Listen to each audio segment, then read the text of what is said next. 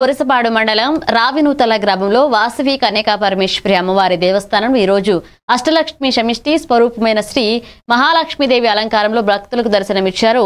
అమ్మవారికి మహిళలు ధూపదీప నైవేద్యాలు సమర్పించారు. ఈ కార్యక్రమంలో భాగంగా అమ్మవారికి ఉయ్యాల పాట పాడి సైనింపు చేశారు.